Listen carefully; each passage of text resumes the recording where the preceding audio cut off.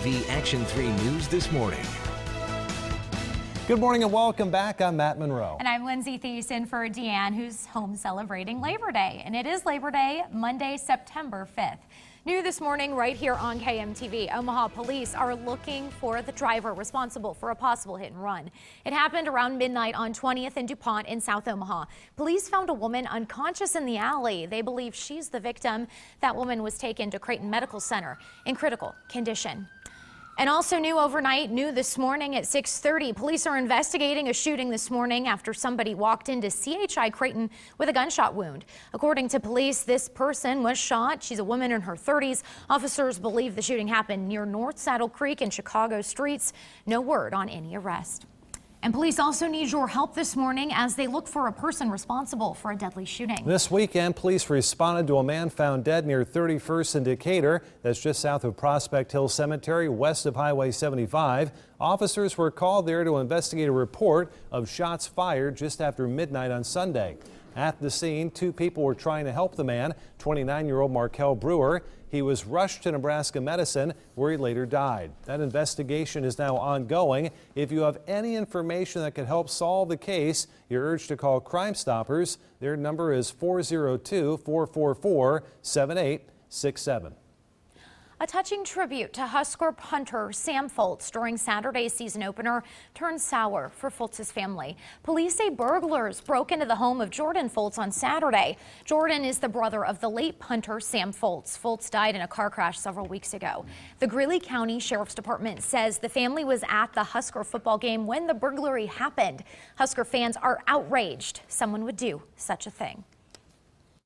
You have to think that people knew that he was gone and also knew that who he was, and that to me is even sadder, that they almost like were targeting him. The sheriff's office says the burglars took roughly $1,400 worth of items. We talked with Jordan, and while he didn't want to go on camera, he tells us that police are looking into leads. Now, if you have any information, call the Greeley County Sheriff's Office. And take a look at this. Talk about good sportsmanship. Despite their loss at Saturday's game, Fresno State University posted this message on the Huskers Facebook page. Kind of small there, but in part it says they wanted to thank the fans, the football program, and Nebraska's tribute to Sam Foltz. Weather on the Threes is brought to you by Elite Exteriors, roofing, siding, windows, and gutters. All right, at 6:33 right now, temperature's a little bit warmer than where we were over the weekend. You can see right now Carter Lake up into the northeastern parts of the metro, 71. We have dropped to 69 in Swanson Park, and then back to the west, common number 71, Fair Acres, La Vista down to Chalco, and then back to the northwest again, right around 70 for Elkhorn, and out of Mission Park, neighborhood number there also at 70 degrees. We are tracking a little bit of rain. We've seen spotty showers, isolated thunder showers develop just northwest of us over the last hour. I'm still running with about a 30% chance one or two of these gets into the metro this morning. Spotty, brief, and confined to the morning. I think we'll be partly cloudy and then start to see the weather parameters switch from, say, an isolated rain chance this morning to wind, heat, and humidity this afternoon. So Mother Nature trying to hold on to summer, that's for sure, at least for another couple of days here. But a majority of our Labor Day looking pretty good.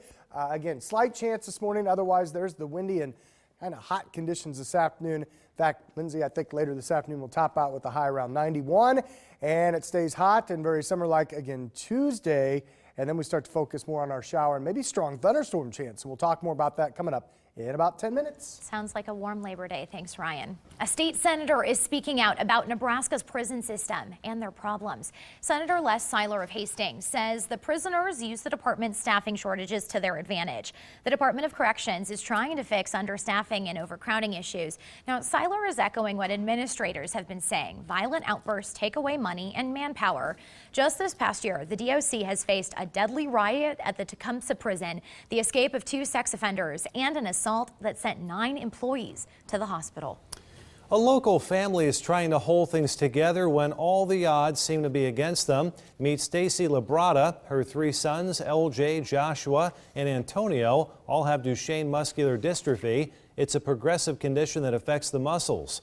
The boys can no longer walk, and getting all 3 boys to go anywhere can be a struggle. Her biggest concern now is her old van. It's unstable and unsafe, and she worries about her kids falling over.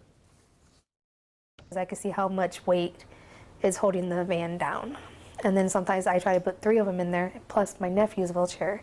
So that's 4 wheelchairs in that van. If I'm in there for a while, it gets uncomfortable, but it's also, I'm always worried about tipping over or sliding.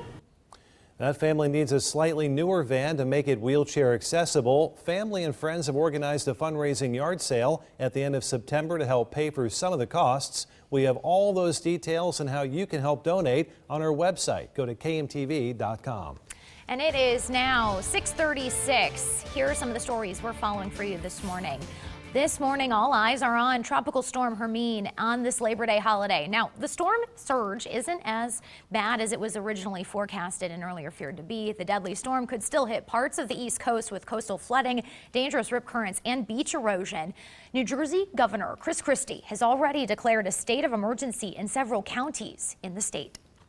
President Obama is in China attending the annual G20 Economic Summit. Yesterday, the president downplayed concern over his somewhat tense arrival to the country, blaming it on U.S. demands for better access for the press. While in the region, Mr. Obama will try and reach agreements on curbing carbon emissions and also ending Syria's bloody civil war.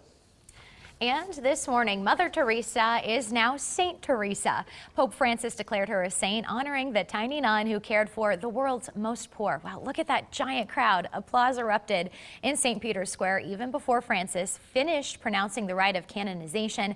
Francis held Saint Teresa up as a model for today's religious community, saying she cared for the poorest of the poor.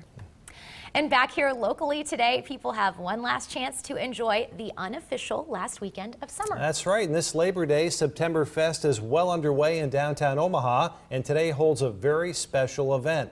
KMTV Action 3 News reporter Shantae Passmore is live downtown with the latest there.